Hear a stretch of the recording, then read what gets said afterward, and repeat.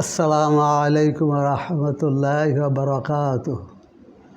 আলহামদুলিল্লাহি রাব্বিল আলামিন, ওয়াসসালাতু ওয়াসসালামু আলা আশরাফিল আমবিয়াই ওয়াল মুরসালিন, সাইয়্যিদিনা ওয়া নাবিয়্যিনা ওয়া মাওলানা মুহাম্মদ ওয়া আলা আলিহি ওয়া আসহাবিহি ওয়া বারিকা ওয়া সাল্লিম।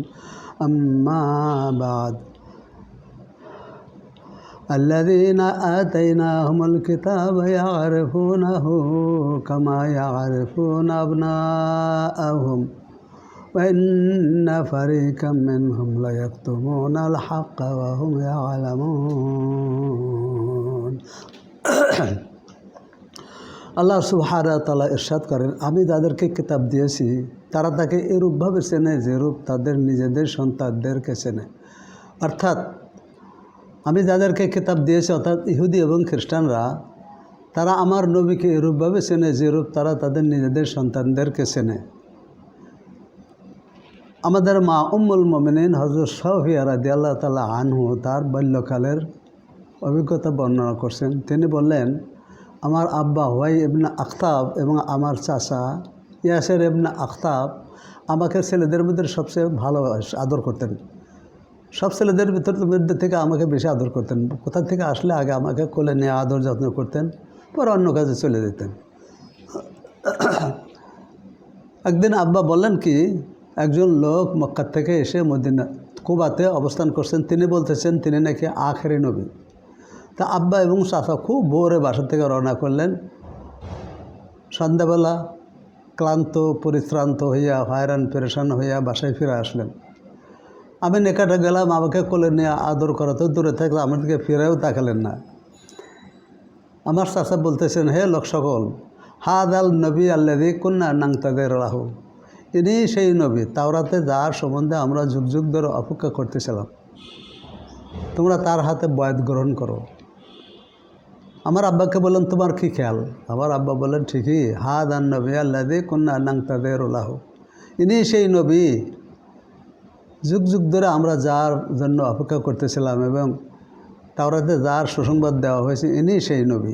তবে আল্লাহ পাকের কসম করে বলতেছি, আল্লাহ পাকের কসম করতে বলতেছি, আমি আজীবন তার বিরোধিতা করেই যাব। ওদের জিদ, আখেরের নবী ইসরায়েলের ইহুদিদের বংশে না এসে আরবদের বংশে কেন আসলেন?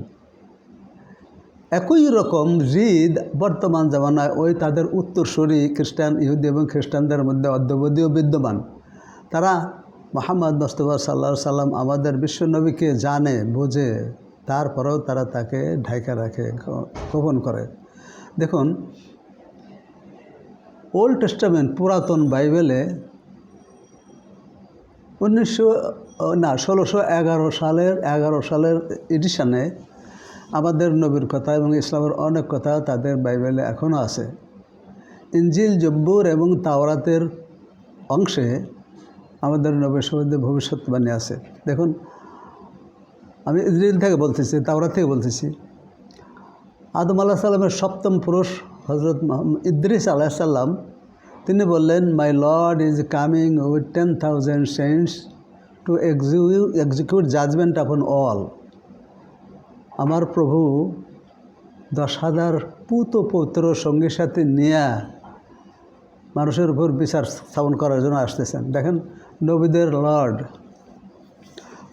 নবীরা যাকে প্রভু বলেন, নবীরা যাকে প্রভু বলেন, নবীদের যিনি প্রধান, নবীগণ যাকে প্রভু বলেন, তিনি হল সাইয়্যিদুল মুরসালিন।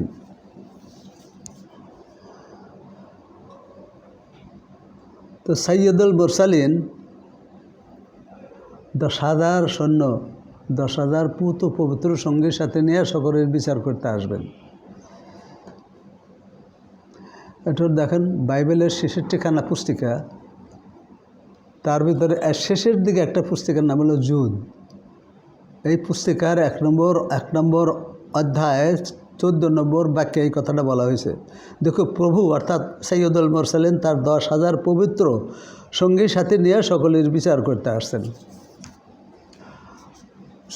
হযরত মুসা আলাইহিস সালাম একই কথা বলছেন। তিনি বলেন, the Lord came from Sinai, shine forth from Mount Paran, He comes with 10,000s of saints. His right hand went a fiery law for them. And he came with 10,000s of saints. From his right hand went a fiery law for them. Deuteronomy chapter 33 verse 2 মানে বাংলায় ওটাকে বলা হয় দ্বিতীয় বিবরণ। দ্বিতীয় বিবরণের 33 নম্বর অধ্যায় 2 নম্বর বাক্যে মুসা আলাইহিস সালাম বলছেন, He shined forth from Mount Paran, and he came with 10,000s of saints. From his right hand went a fiery law for them. She shined forth from Mount Paran. Mount Paran হলো জাবালে নূর। জাবালের নূরে তিনি পূর্ণ আলো বিচ্ছুরিত করলেন। তিনি 10,000 পুত ও পবিত্র সঙ্গীর সাথে নিয়ে আসলেন। তার দক্ষিণ হস্তে থেকে এক অগ্নিময় গ্রন্থ নির্গত হলো, অর্থাৎ কোরআন। আমি সংক্ষেপে বলতেছি, তিনি 10,000 পুত পবিত্র সঙ্গীর সাথে নিয়ে আগমন করলেন। তাদের জন্য তার দক্ষিণ হস্তে অগ্নিময় অর্থাৎ কোরআন থাকবে। সুলাইমান আলাইহিস সালাম বললেন, My beloved is white and ruddy, chief among 10,000s. His mouth is most sweet. He is altogether lovely. This is my beloved and this is my friend, O daughter of Jerusalem. This is Song of Solomon. তাওরাত শরীফের একটা কিতাবের নাম song of Solomon. ওই কিতাবের পুস্তিকার 5 নম্বর অধ্যায়ের 10 এবং 16 নম্বর বাক্য। আমার প্রিয়তম শ্বেত ও রক্তবর্ণ, অর্থাৎ হুজুর পাক সাল্লাল্লাহু আলাইহি সাল্লাম ছিলেন লাল এবং সাদার মাঝামাঝি। তিনি সাল্লাল্লাহু আলাইহি সাল্লাম বলেন, 10,000 সঙ্গীর সাথে সঙ্গীদের মধ্যে প্রধান। তিনি পতাকা দ্বারা চিহ্নিত। তিনি ছিলেন সর্বাধিনায়ক। হিব্রু তাওরাতে লেখা আছে তিনি মোহাম্মদ। অনুবাদ করা হয়েছে অলটুগেদার লাভলি, তিনি সর্বতভাবে মনোহর। ওই জেরুজালেমবাসী শোনো, এই আমার প্রিয়তম, এই আমার সখা। তিনখান পুস্তিকা থেকে আমাদের নবীর দুনিয়াতে আসার ভবিষ্যৎবাণী বর্ণনা করেছেন। দেখেন, 10,000 সৈন্য। আপনারা জানেন ধর্মগ্রন্থের ভাষা সংক্ষেপ কিন্তু ব্যাপক অর্থবোধক। এই তিনজন নবীর তিনটি ভবিষ্যৎবাণীর দ্বারা আমাদের নবীর দুনিয়ার আসার ভবিষ্যৎবাণী করেছে। আমেরিকা, ব্রিটেন এবং কানাডার স্কলাররা, মনীষীগণ একটা বই লিখছে, এনসাইক্লোপিডিয়া ব্রিটানিকা, বিশ্বকোষ ব্রিটানিকা। ওই বিশ্বকোষ ব্রিটানিকার ভিতরে মোহাম্মদ প্রসঙ্গে যে চ্যাপ্টার আছে ওখানে লিখছেন, মোহাম্মদ 630 খ্রিস্টাব্দে মদিনা থেকে 10,000 সৈন্য সামন্ত তার সাগরিদদের নিয়ে উনি যাত্রা করলেন এবং বিনা বাক্যে মক্কা বিজয় করলেন। তো দেখেন, হজরত আদম আলাইহিস সালাম থেকে শুরু করে আমাদের নবী মুহাম্মদ সাল্লাল্লাহু আলাইহি সাল্লাম পর্যন্ত অন্য কোনো নবী 10,000 সৈন্য নিয়ে 10,000 সঙ্গীর সাথে নিয়ে সমর অভিযান পরিচালনা করেন নাই।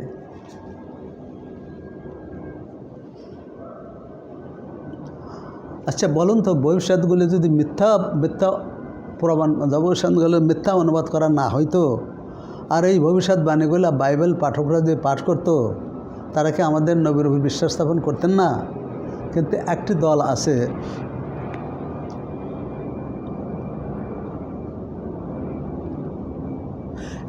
আছে, তারা চায় না যে বাইবেল পাঠকরা আমাদের নবীকে চিনুক, আমাদের নবীর বিশ্বাস স্থাপন করুক এবং জাহান্নাম থেকে পরিত্রাণ পান। এই তিনজন নবীর স্টেটমেন্টগুলো তার বাইবেলে যখন পড়ে তাদের গাত্র দেওয়া হয়, চুলকানি ওঠে। তারা এগুলো পরিবর্তন করার জন্য, বাইবেলের এগুলো পরিবর্তন করার জন্য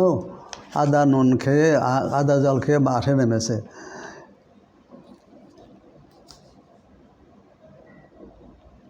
তারা কী বা মিথ্যা অনুবাদ করেছে এই ভবিষ্যৎগুলোকে আমি প্রমাণ করে দেখাই। দেখুন দি রিভাইজড স্ট্যান্ডার্ড ভার্সান 1952 খ্রিস্টাব্দের রিভাইজ স্ট্যান্ডার্ড ভার্সানের ভিতরে লেখছে, the Lord came with myriads of holy one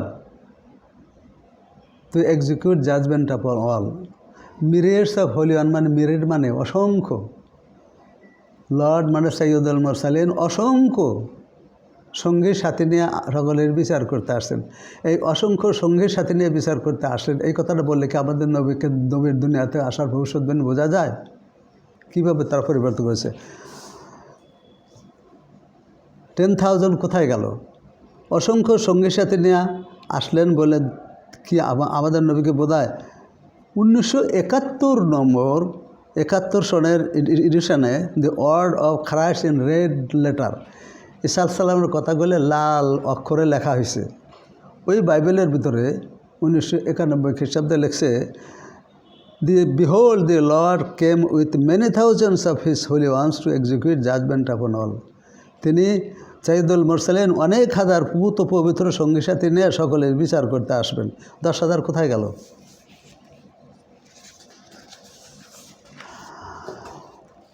the new international reference Bible 1994 খ্রিস্টাব্দের পরিবর্তন করে লিখছে, ওই বাক্যটার পরিবর্তন করে লিখছে, Behold, the Lord is coming with thousands upon thousands of holy ones to execute judgment upon all. কোথায় গেল 10,000? দেখো, প্রভু সাইয়্যিদুল মুরসালিন অযুত পবিত্র লোকের সহিত আসিলেন। 10,000 কোথায় গেল? 5 নম্বর বলে বাইবেলের ঢাকা বাইবেল সোসাইটি ওদের ইনজিল শরীফের 2য় সংস্করণে এই বাক্যটির অর্থ লিখছে কি, প্রভু মানে সাইয়্যিদুল মুরসালিন, the Lord is coming with thousands of angels, তিনি হাজার হাজার ফেরেশতাদের নিয়ে আগমন করবেন সকলের বিচার করার জন্য। হাজার হাজার ফেরেশতা নিয়ে কে আসছিলেন? আমাদের নবী আসছিলেন। কীভাবে তারা বিকৃত করেছেন দেখে। আপনার আমেরিকার একটা প্রভিন্সের নাম টেক্সাস, ওই টেক্সাসের একজন পাদ্রী, বিখ্যাত পাদ্রী, নাম হলো ইউসুফ এস্টিস।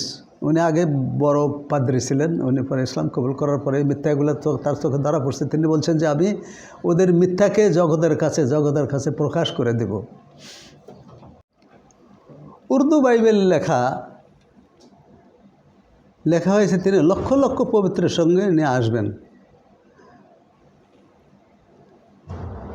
আমার লেখা এই বইটিতে আমি এই বিষয়গুলো বিস্তারিতভাবে লিখছি।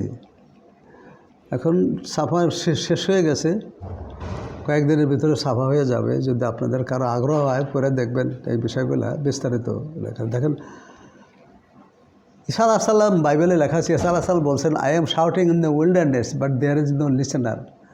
আমি মরুভূমির ভিতরে চিৎকার করতেছি, কিন্তু আমার শ্রোতা কেউ নাই। আমারও কথাটা ওই রকম, আমি চেষ্টা তদবির করছি, এগুলো কত লিখছি, কত প্রচার করি, কিন্তু পাঠক কেউ নাই। পৃথিবীতে 580 কোটি অমুসলমান এবং মাত্র 220 কোটি মুসলমান।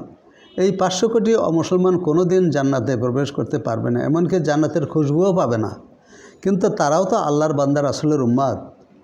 আল্লাহই তাদেরকে সৃষ্টি করেছেন। তাদের প্রতি কি আল্লাহ পাকের দরদ নেই? তাদের বাঁচার উপায় কি? আর তো কোনো নবী রাসূল দুনিয়াতে আসবেন না। আল্লাহ তাদেরকে আল্লাহর দিকে ডাকার দায়িত্ব দিয়েছেন মুসলমানদের উপর। এই জন্যই মুসলমানগণ সর্বোৎকৃষ্ট উম্মত। আপনাদের মুসলমানদেরকে আল্লাহর দিকে দাওয়াত না দেন, দাওয়ার কাজ না করেন, তারপরে কীভাবে উৎকৃষ্ট মুসলমান হইলেন? আল্লাহ বলেছেন, কুনতুম খায়রা উম্মাতিন উখরিজাত লিন-নাস তা'মুরুনা বিল মা'রুফ ওয়া তানহাউনা আনিল মুনকার ওয়া তু'মিনুনা বিল্লাহ। তোমরাই উৎকৃষ্ট উম্মত, সর্বোত্তম উম্মত। মানব জাতির ডাকার জন্য তোমাদের উদ্ভব ঘটনা হয়েছে। তোমরা সৎ কাজে আদেশ করবে এবং অসৎ কাজে নিষেধ করবা এবং আল্লাহর উপর বিশ্বাস স্থাপন করবা, বিশ্বাস রাখবা। আপনাদের দাওয়াতের কাজ করেন, এই যে 580 কোটি মুসলমানদেরকে দাওয়াত না দেন, তারা জাহান্নামের প্রবেশ করে। দাওয়াত না দেন, নবীলা কাজ না করেন, তো কীভাবে আপনার উৎকৃষ্ট উম্মত হলেন? এই জন্য এই দাওয়াতের কাজগুলো আমাদের করতে হবে।